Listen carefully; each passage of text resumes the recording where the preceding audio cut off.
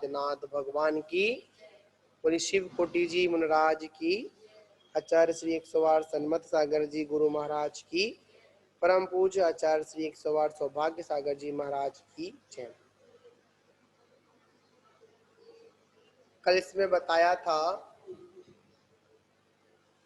कि जो हमारा संकल्प है वह मिथ्या संकल्प है। संकल्प है मिथ्या संकल्प है।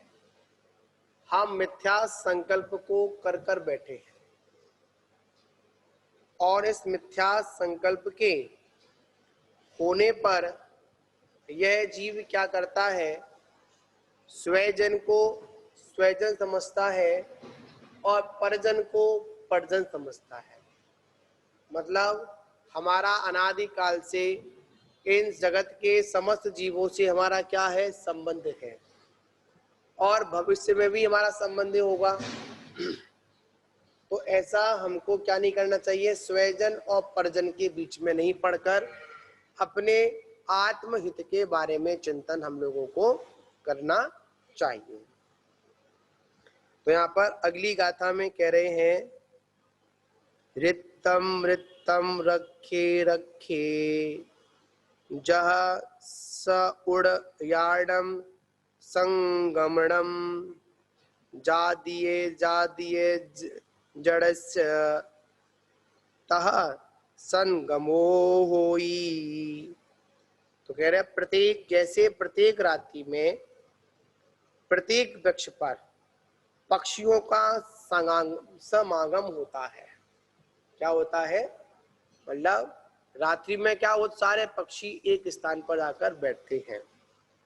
उसी प्रकार जन्म जन्म में मनुष्यों का क्या होता है, समागम होता है। कौन सा था, स्टोपदेश निकालिए, कौन सा था, गाथा पढ़िए। जिगदेशव्य खगा एत संवसंती नगे नगे स्वे स्वे कारवसा यान्ति देशे पिक्षु प्रगे प्रगे।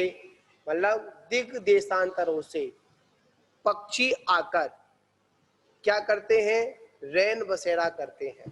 क्या करते हैं, रैन बसेरा करते हैं और अपने अपने कार्य के अनुसार प्रातःकाल होते ही क्या होता है, अपने अपने गंतव्य के लिए, अपनी अपनी मंजिल के लिए क्या करते हैं, निकल पड़ते हैं।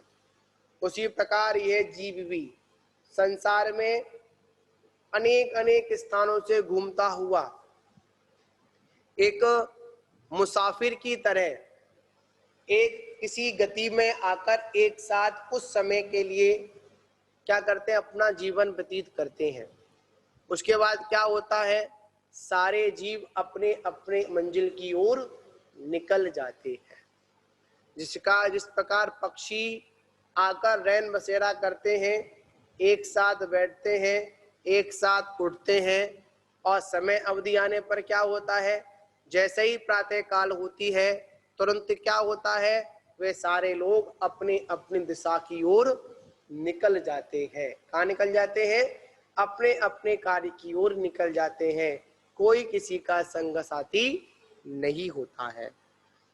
तो क्या जैसे रात्रि में विश्राम के बिना रहने से असमर्थ पक्षी योग वृक्षों को खोजकर उस पर बसेरा लेते हैं। पर क्या करते हैं, जब रात्रि का समय आता है तो क्या करते हैं, वह किसी स्थान पर या किसी पेड़ पर क्या करते हैं, बसेरा करते हैं। उन्हीं की तरह संसार के प्राणी भी जब उनके आयु कर्म के पुद्गल स्कंद पूर्ण होने रूप से गल जाते हैं और वे पुराने शरीर को छोड़कर, मतलब पूर्व के शरीर को छोड़कर नवीन शरीर को धारण कर लेते हैं। तो वे शरीर ग्रहण करने योग्य देश में जिसे योनि कहते हैं जाते हैं। मतलब क्या करते हैं, जैसे ही पुराना शरीर पूर्ण होता है, जीर्ण शीर्ण होता है, तो वो क्या करते हैं, नए शरीर को स्वीकार करने के लिए पहुंच जाते हैं। मतलब नए शरीर को क्या करते हैं, स्वीकार कर लेते हैं, पुराना शरीर छोड़ देते हैं और नए शरीर को स्वीकार कर लेते हैं। वहां जिन्हें जिनके अत्यंत अपवित्र रज और वीर रूप का आश्रय प्राप्त होता है, उन दोनों में माता पिता का संकल्प करते हैं। उसी प्रकार के रज और वीर से जिनके शरीर बनते हैं वे भाई होते हैं।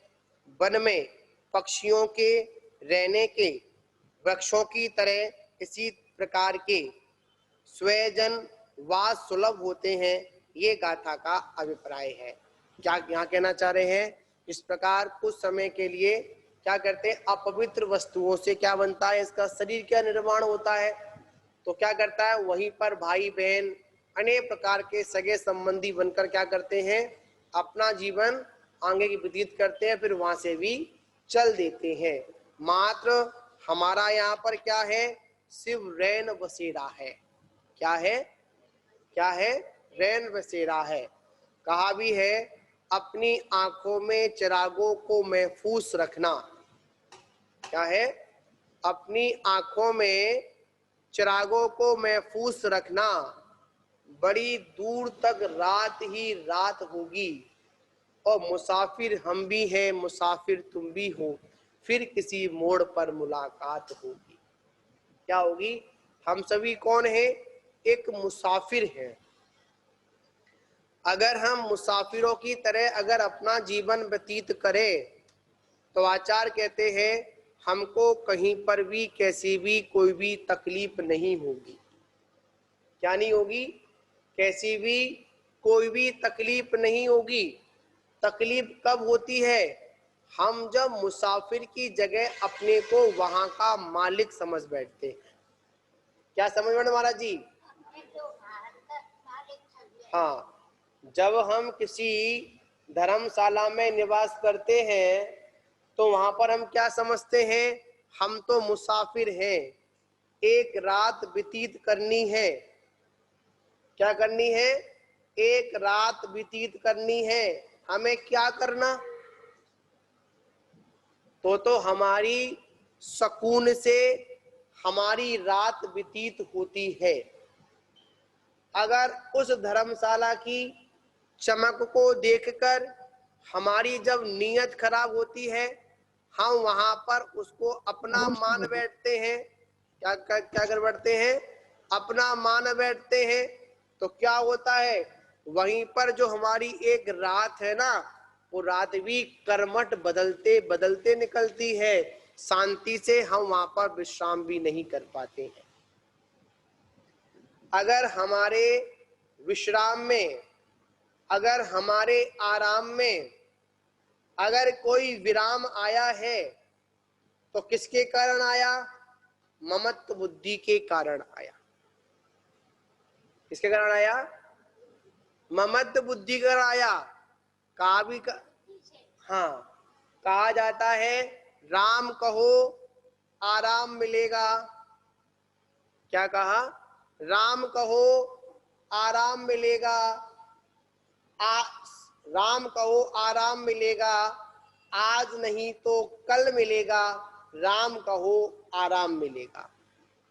मतलब अगर अपने राम शब्द का कहा और कहा जाता है राम कहो आराम मिलेगा, सच पूछो शिव धाम मिलेगा और राम कहो आराम मिलेगा। मतलब यहाँ पर ये है, अगर हम अपने विश्राम में, अगर अपने आराम में अगर विराम डालते हैं, क्या डालते हैं, विराम लेते हैं या विघ्न आता है, तो उसका मात्र एक ही कारण है। वो मात्र ये कारण है कि हमने ममत्व बुद्धि क्यों लगाई। नींद किनको नहीं आती है, जो अपने को कर्तव्य बुद्धि के साथ में अपना जीवन व्यतीत करते हैं। और जो कर्तव्य बुद्धि के साथ में जीते हैं उनको लेटते ही नींद आ जाती है।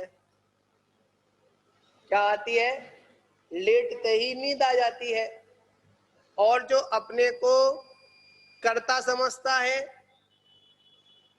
वह पूरी रात रात करवट बदलता रहता है। क्या करता रहता है? करवट बदलता रहता है।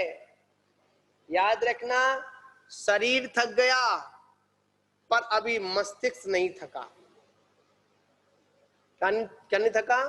मस्तिष्क नहीं थका, दिमाग नहीं थका।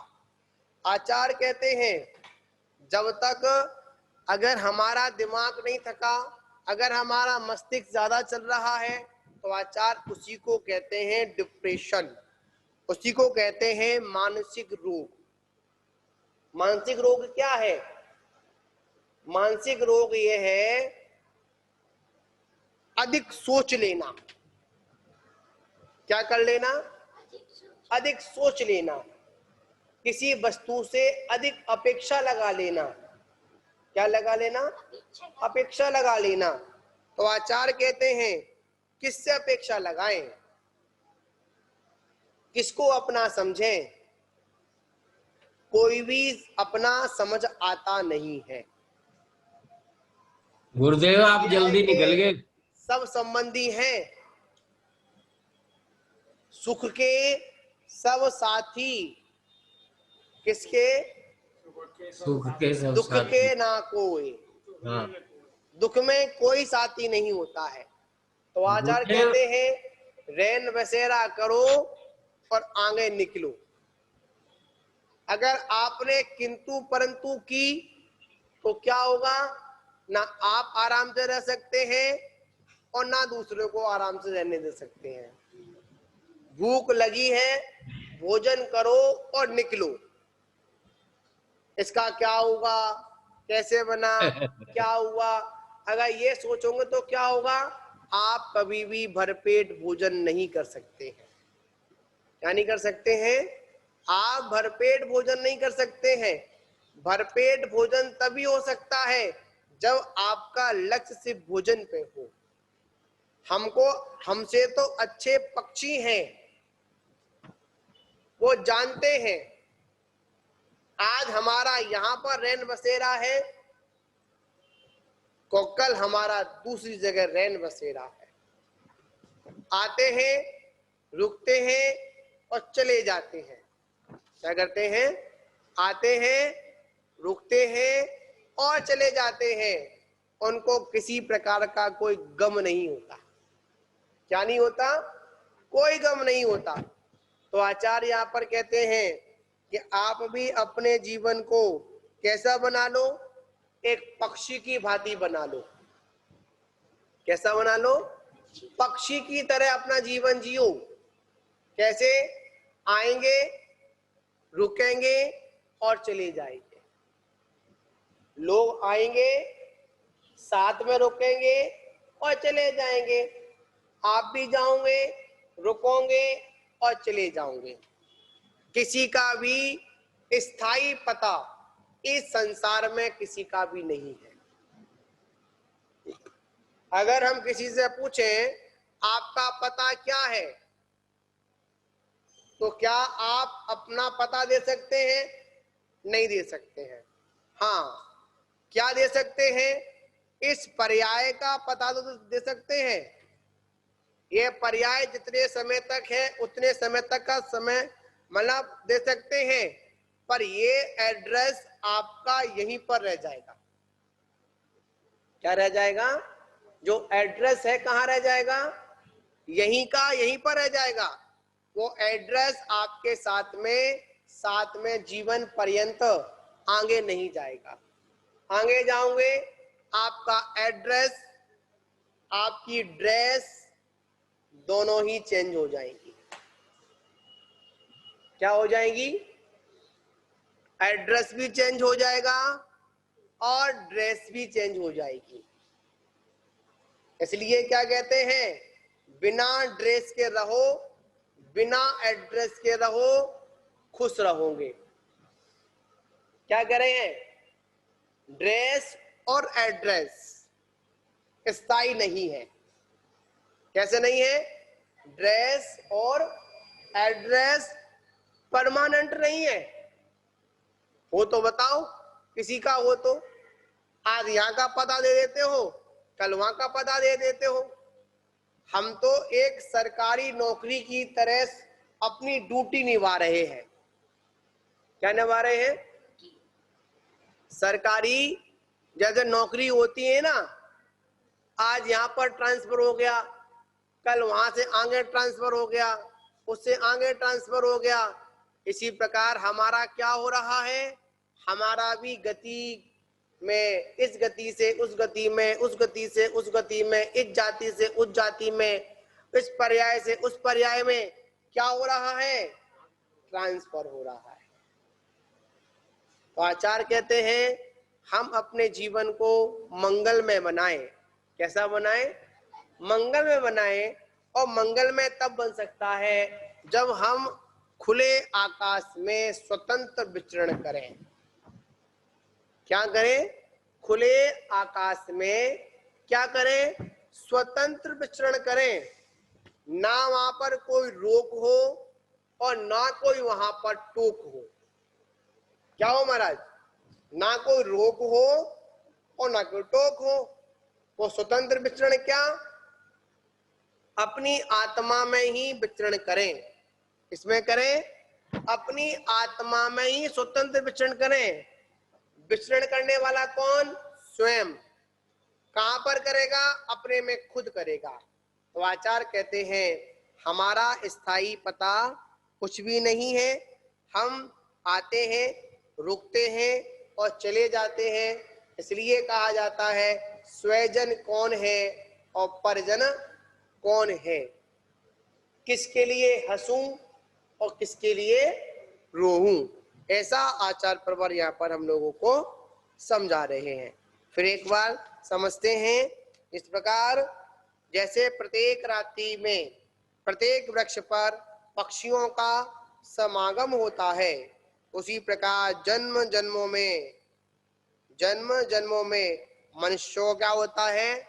समागम होता है। हम सभी लोग मुसाफिर हैं, हम सभी लोग यात्री हैं, निकले हैं यात्रा के लिए। कौन सी यात्रा? मोक्ष रूपी यात्रा के निकले हैं। मोक्ष के, हम मोक्ष प्राप्त करने के लिए निकले हैं। बीच में जो हमको गतियां मिल रही हैं, जो हमको मुकाम मिल रहे हैं, रुकने का जो स्थान मिल रहा है, वो सब क्या है? कुछ समय के लिए है, हमेशा के लिए भी नहीं है। रुके चलो पर क्या करें? हमारी नीयत खराब हो जाती है। क्या खराब हो जाती है? नीयत खराब हो जाती है। और क्या करते हैं? पर वस्तुओं को अपना मान बैठते हैं। वहीं पर क्या होता है? वहीं पर सारी गड़बड़ हो जाती है। तो आज अपन इतना ही वाचन करते हैं। तो आज की गाथा में यही आचार्य ने समझाया। हम सभी लोग पक्षियों की तरह एक वृक्ष पर क्या करते हैं? रैन बसेरा करते हैं। और फिर प्रातः काल होते क्या होता है? हम अपने अपने स्थान की ओर चले जाते हैं। उसी प्रकार ये जीव इस संसार रूपी गति रूपी वृक्षों पर आता है, शाखाओं पर बैठता है, जितने समय तक बैठना होता है बैठता है, फिर आगे की ओर चला जाता है। ना हमारा एड्रेस पक्का है, ना हमारी ड्रेस पक्की है, और फालतू में हम क्या कर रहे हैं? ना एड्रेस पक्का है, ना ड्रेस पक्का है, कोई भी परमानेंट नहीं है। तो आचार्य कहते हैं अगर कुछ भी परमानेंट है तो वो क्या है?